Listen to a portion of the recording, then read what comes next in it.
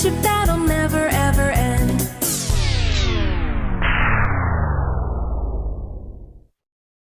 Run!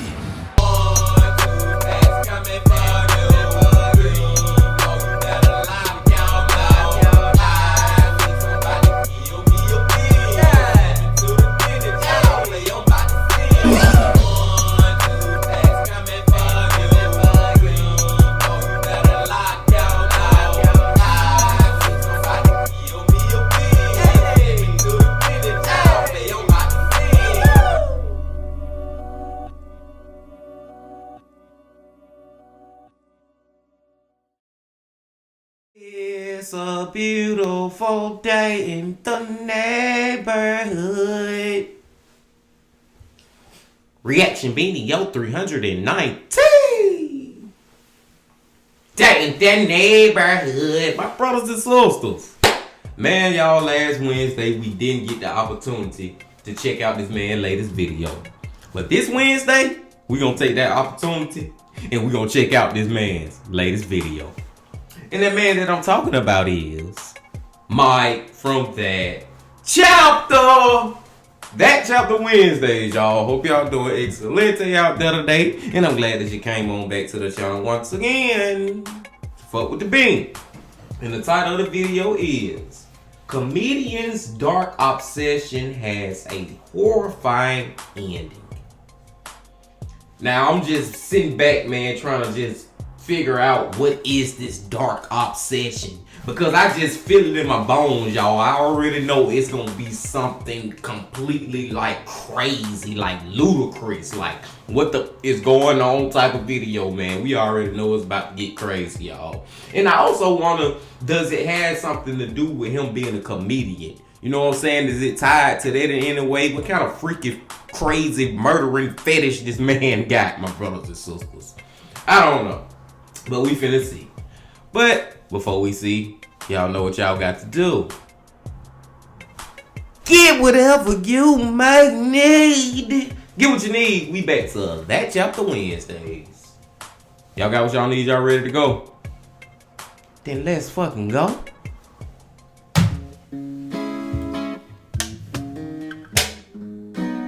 Hey you, and welcome. My name is Mike, and in this old video, we are going to Hollyweird to look at a frightening story of obsession.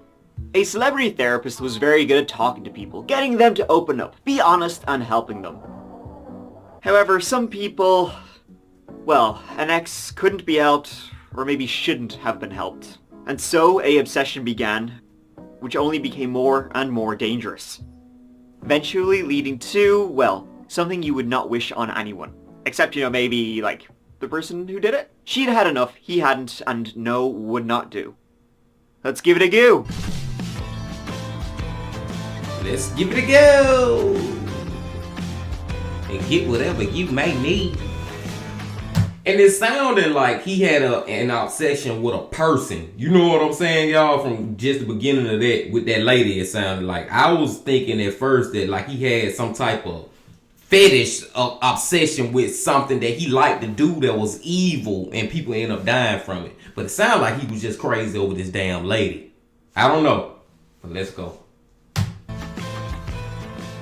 So this whole video takes us to Los Angeles, the city of angels. Whoever named it that had a wicked sense of humor.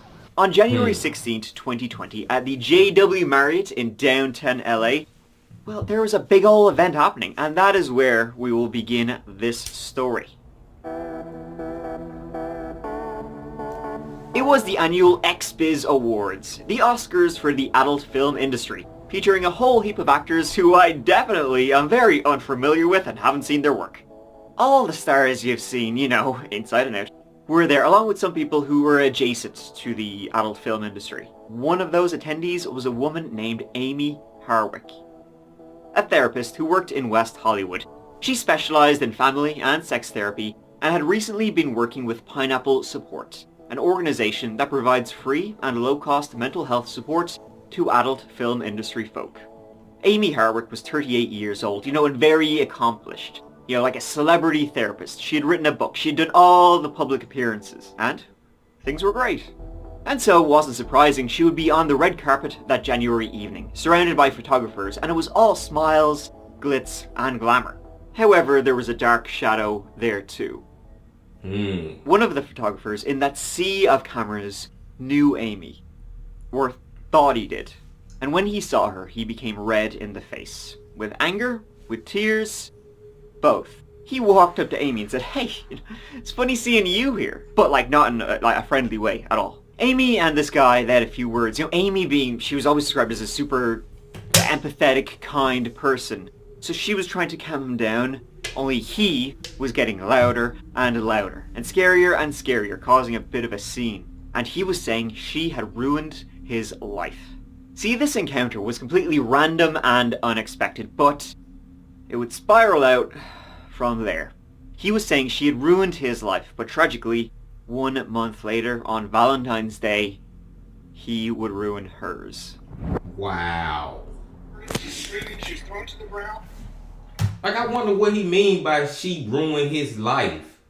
Then is he meaning like, I wanted to be with you, I fell in love with you, you don't want to be with me? Or is he meaning like, cause you know she was a therapist, you gave me some advice or something that ended up like ruining my life in a relationship. I took your advice and now my life as I know it is turned upside down because I thought what you was telling me was the right thing and it turned out being wrong on my end. I don't know, but just the fact that he killed her and confronted her on this red carpet is like, he was serious from the beginning with this. I couldn't find my phone, I couldn't find anything. Okay, hold on. Okay, so you have access to here? No, Is there anybody else inside the house? My roommate. Just your roommate by yourself? Yes. You didn't check on her? Dude, I heard screaming. I don't know if that guy had a gun or a knife. I came running, I couldn't find my phone. So is there somebody else inside? Yes. So I think there's Okay, sir, somebody. do me a favor. Do me a favor. Calm down. Calm down. Other than your roommate, is there anybody else inside the house? I don't know. So you didn't see him? No, I just heard her screaming. Have you called? I got thrown to the ground. I've been calling for her. There's windows open. He's answering nothing. Yeah, let's get an additional unit. It's not really serious. Yeah, I know, but...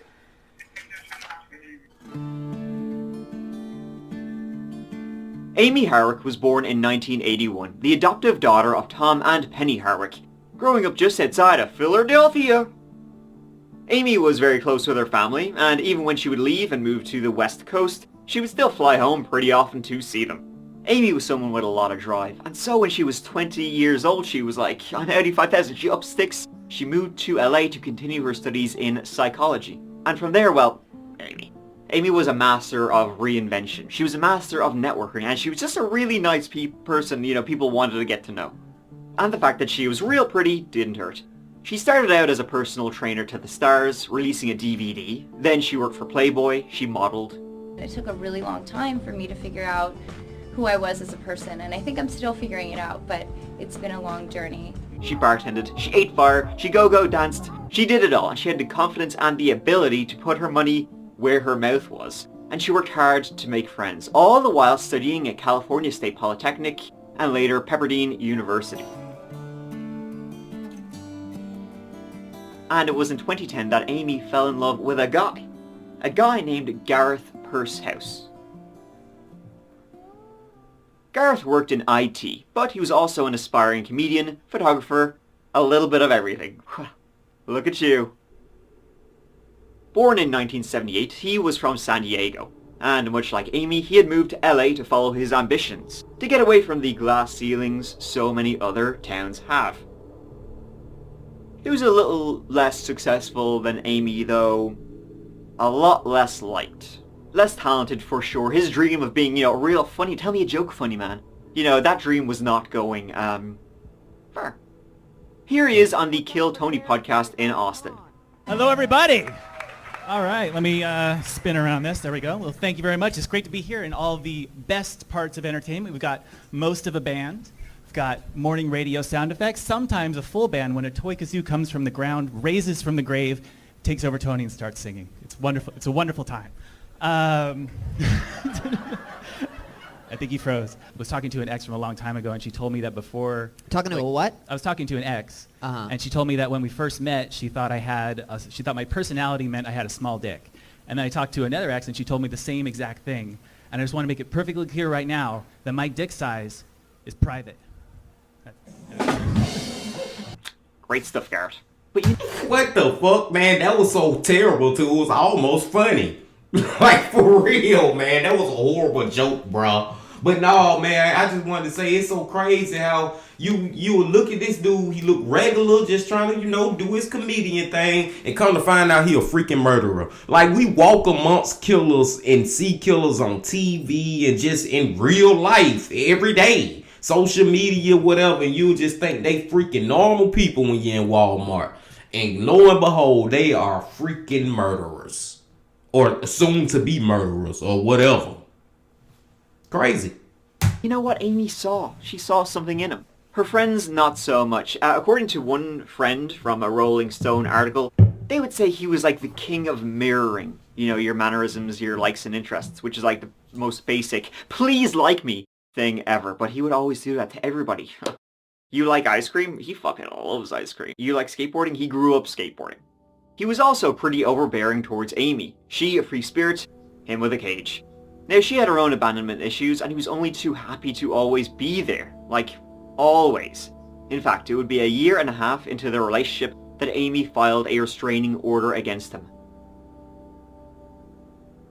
The first one. She was alleging he was physically abusive towards her, choking, kicking, beating, all that. Now, Amy wouldn't follow up. The order wouldn't actually be granted. Not until she filed a second one after he beat her up and destroyed her apartment. He was jealous, he was overbearing, and he would not let her out of his sight. Like father, like son, by the way, Garrett's father, Paul, also a dickhead. He too would have restraining orders taken out against him by his partner. A real no means yes type gang. Wow. So in 2012, the restraining order actually did go through. As I said, the second restraining order, and she made damn sure that would go through properly this time. But the thing is, restraining orders are not forever. For example, in Massachusetts, a restraining order is valid pretty much for only 1 year before you have to renew it. In New York, it's 2 years. California, max of 5 years. Then you have to renew it. But I guess you're hoping, like, in that time, that it will just have all kind of gone away, and everybody will have forgotten about the whole situation, so you won't need to renew it. So Amy never did. In 2017, the restraining order went away. She forgot about him, and hoped he had forgotten about her.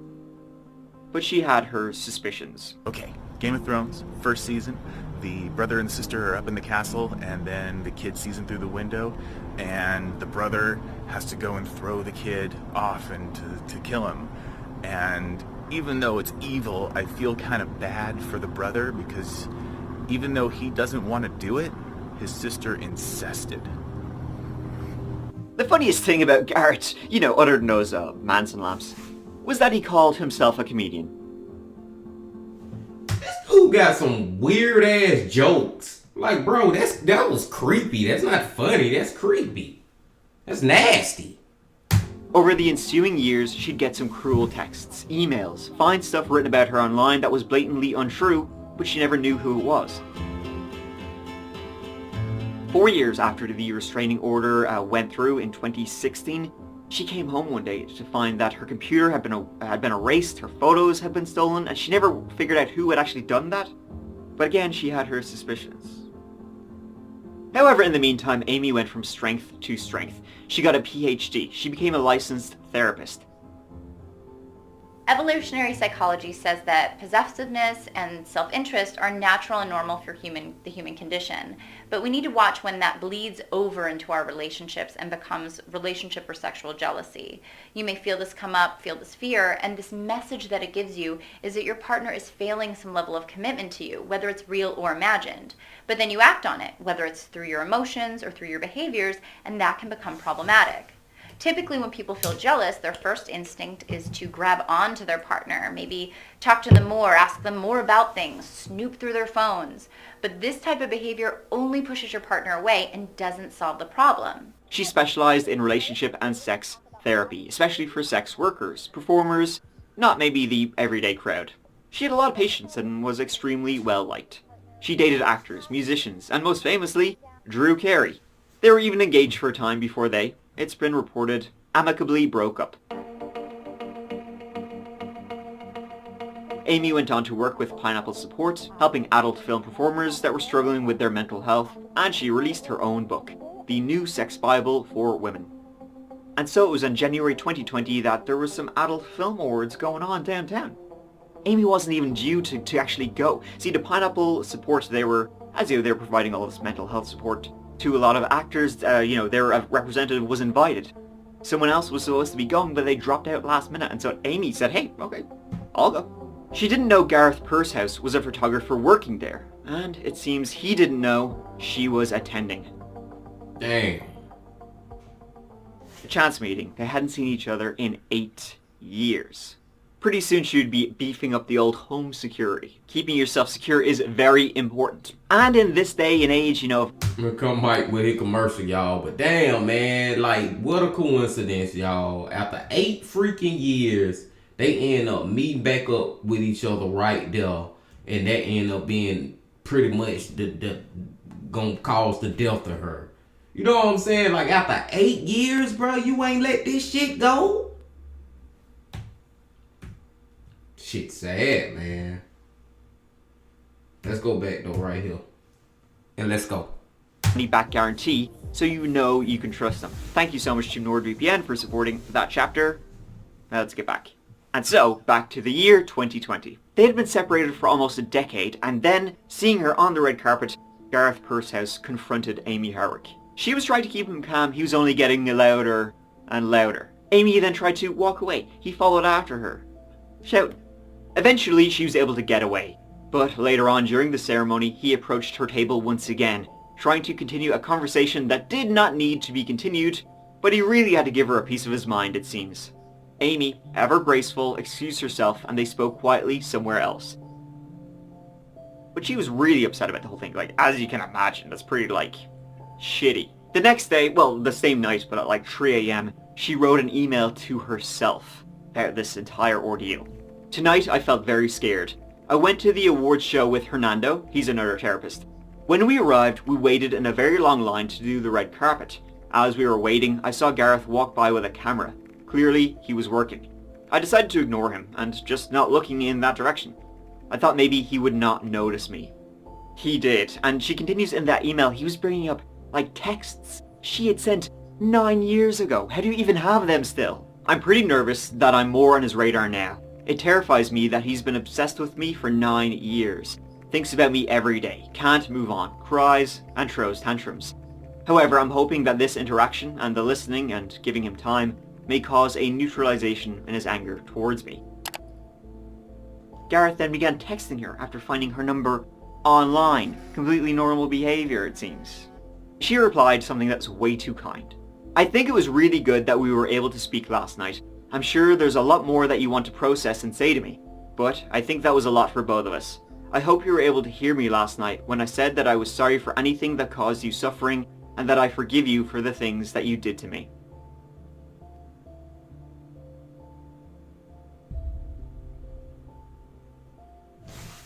After that, I'm just stuck on, bro. It has been, might as well say 10 years, man. 8 freaking years, bro. You talking to her like y'all been broke up for a couple of 2-3 weeks or a month or 2-3 months, and you know what I'm saying? You trying to get back with her. You trying to rekindle the relationship, and you know what I'm saying? Get back together, but bro, it's been too long, bro, for you to still be so obsessed with her. She should have, when he found her number on the internet, she should have known something was wrong with this motherfucker. Well, she already knew something was wrong with this dude. And that's another thing, dude. You want to be with her and she ruined your life so bad, but while y'all was together, you was abusive towards her.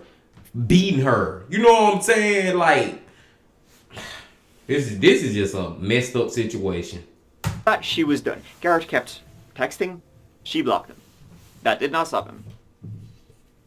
Amy had a roommate, so she didn't feel the need to be too frightened, but she did want pepper spray or something, and to change the locks and the windows.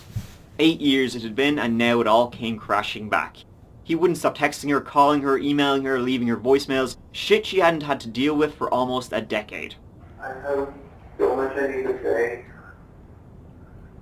Please give me a chance to look at it. Going to this letter. Please.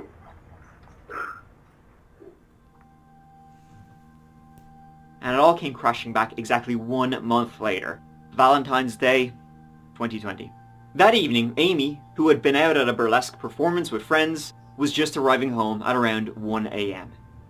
She was, as she pulled into her driveway, texting a friend asking for pictures of the night. Amy sent her last text at around 1:01 a.m. Exactly 15 minutes later, the police were called to her home. That was in the 2000 block of Mound Street in the Hollywood Hills. There were reports of a woman screaming. I heard screaming. I don't know if that guy had a gun or a knife. I came running I couldn't find my phone. So is there somebody else inside? Yes. So I think there's Okay, somebody. sir, do me a favor, calm down. Calm down. Other than your roommate, is there anybody else inside the house? I don't know. No, I just heard her screaming. Have you called? I threw him to the ground. I've been calling for her through his windows, but he's answering nothing. Yeah, let's get an additional unit. Amy was found under her own balcony. She was unconscious. It would turn out she had been strangled and thrown off her own third-floor balcony. Dang. She was rushed to hospital, but died of her injuries 2 hours later. It was the next morning, the police being alerted to Garrett's behavior went straight to him. They questioned him. They saw his injuries, and his DNA was found under her nails. She had fought him. He was arrested that day and charged with murder. Mellow flowers now being left here for this prominent therapist. You can see them outside the gate there. Dr. Amy Harwick became well known after writing a book, doing podcasts, and dating actor Drew Carey. Saturday, officers responded to her Hollywood Hills home because of reports of a woman screaming. Harwick's roommate was in the street and told them Harwick was being assaulted, that she'd come out to get help. Officers found Harwick gravely injured on the ground beneath a balcony. She later died. One of Harwick's specialties was helping people experiencing domestic violence. It would later turn out that Garrett had broken into her house and been laying there in wait for her to come home. Lying in wait for about 4 hours.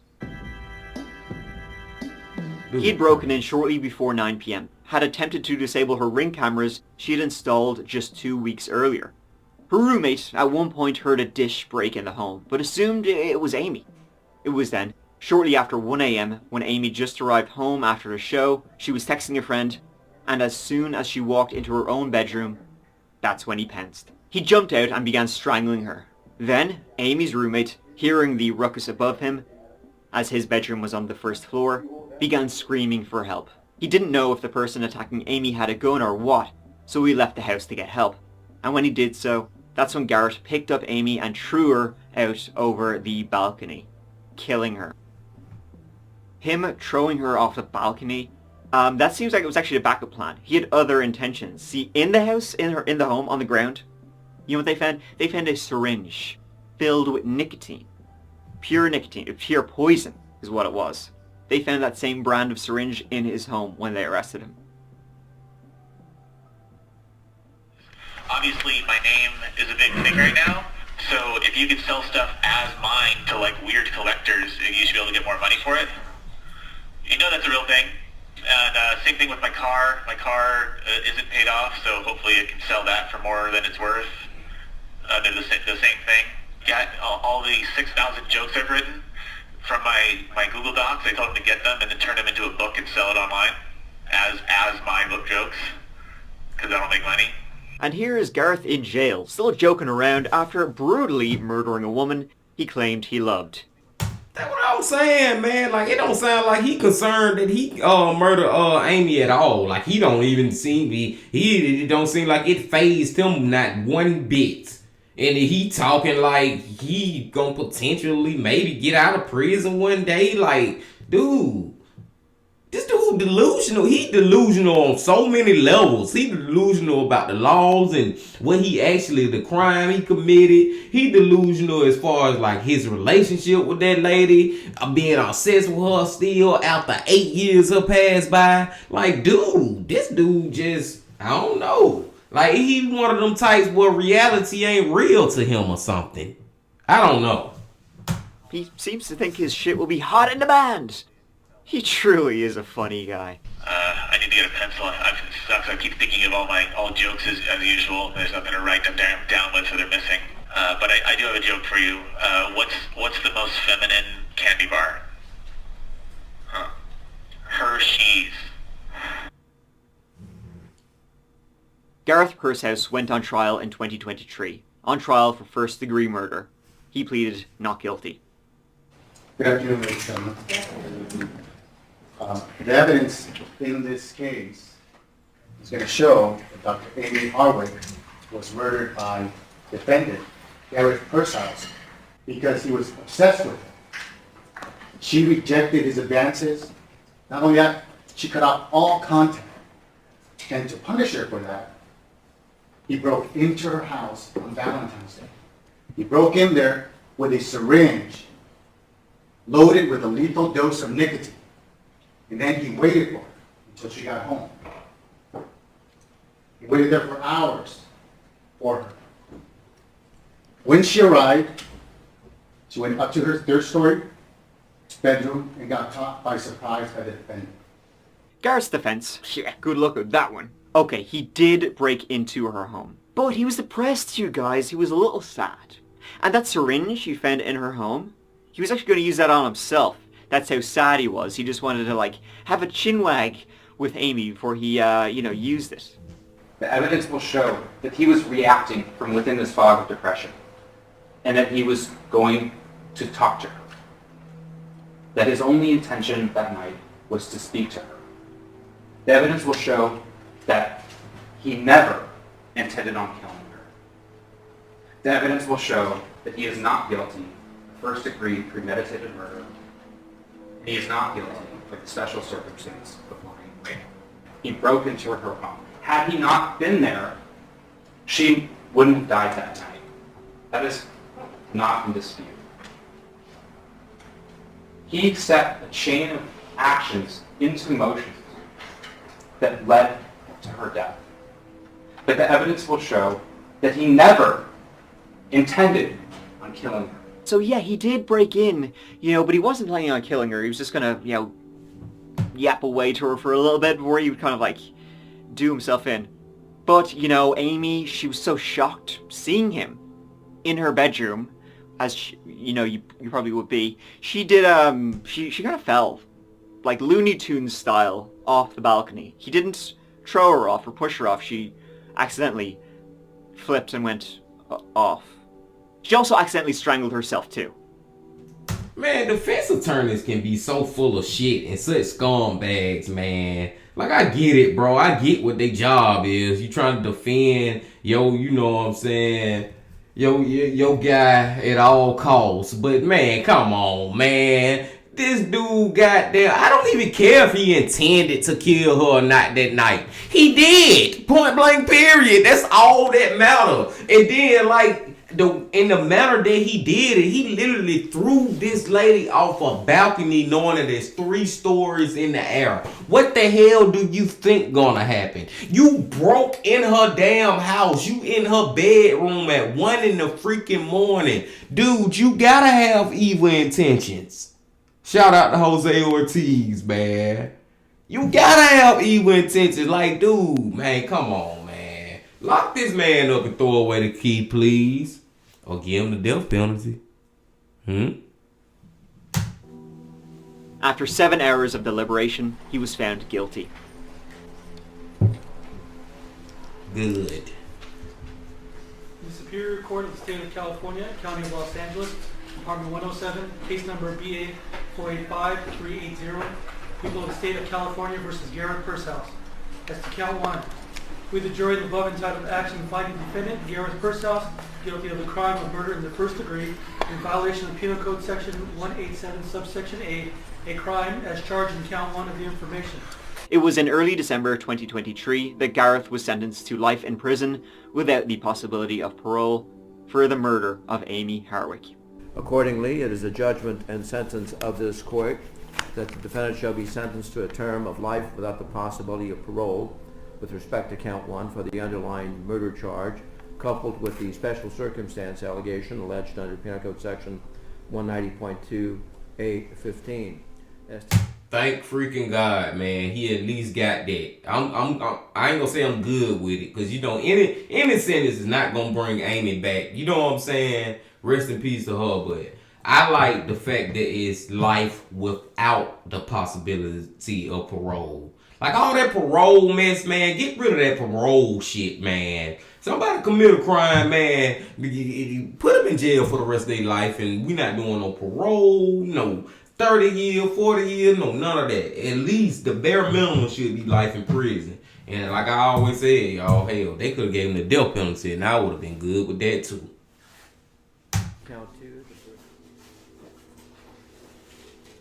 And good riddance to that sack of shit. His obsession 8 years later seemed just as bad as it was back in the day. Led him to murder, you know, seemingly everyone would describe her as a great, kind woman, a woman, you know, with a lot of potential. And he scared her to death before actually killing her. There's nowhere better he should be, that's for sure. It was a dark obsession he kept burning for 8 years. Maybe something that was smoldering until he took her picture on the red carpet. She probably didn't think too much about him at all. And when she was forced to, she gave him time to talk. She wanted to calm him down. She thought maybe that's all he needs, to be heard. The lesson here is, fuck him, don't give him time. Don't entertain these bastards for a single second. He saw her be successful while him, well... Right, literally constantly. I just don't memorize it. Right. I'm pretty sure the first kid to use the phrase "I'm way to go Einstein" was a bully on the playground. Way to go Einstein. Yeah, He's a bully on the joke. playground. But why? Why would that? Why would that bully? A bully on the playground in 1880. So we know for sure that he sucks at comedy. He also sucks, get this, at being a human being. Thank you so much for watching. It truly does mean the world to me. Also, bring it up again, the limited edition That Chapter shirts are available for pre-sale right now. There's only a couple hundred being made, so get them before they're good and gone. And yeah, other than that, check out the That Chapter podcast, which is out every Monday for some shits and giggles on that. But, you know, until the next full video, we should be up in like a couple of days. Please take care of each other and yourselves, because I love you. Mike out. Hey, I might get me one of them That Chapter shirts, y'all. Real talk, man. Just to support my guy, man, because I love Mike, man. There was another great video from him. It's just one of those videos where I'm just looking at this guy like, are you serious, bro? Like, are you serious, man? You got the audacity to try to plead not guilty? And why in the hell, after all these years, you still obsessed with this lady like this, dude? Like, come on, man. This dude is just a sad freaking case. I'm happy with the outcome as far as like his sentencing more than anything, man. I'm happy that he got life without parole, y'all. Like, that without parole part is the part that really, like, just, you know, at least solidify that he gonna die in prison. You know what I'm saying? It solidifies that, and I really appreciate that much happened, man. Just rest in peace to her. It's like, you never know. When you fall in love, I'm pretty sure at one point she was in love with that guy. And at one point, she, you know what I'm saying? She really was into that man. And it's just, you never know who you meet in this life, who you will fall in love with, who will end up being the person to end your life. Like, I feel like that's all a risk that we take. And the funny thing about 9 times out of 10, you know what I'm saying, when relationships start, I have been in a couple in my life, and it's always funny how good it start, man. It be so good at the beginning, y'all. You know what I'm saying, man, when you first get a relationship. But then shit can turn freaking sour. It can go from real sweet to real sour real fast. And sometimes it can turn sour with a motherfucker like this who end up being a killer. You still obsessed with you all these years later. That's what I was saying too, though. Just the fact that they met up at that time, at that award ceremony, is just so opportunistic. Is that the word? Or coincidental? Or whatever, man. Peculiar, whatever. Or was it just fate? Was it just fate, y'all? I don't know, my brothers and sisters. But like I said, man, another great video from Mike. I enjoyed watching this one with y'all. Another great That Chapter Wednesday.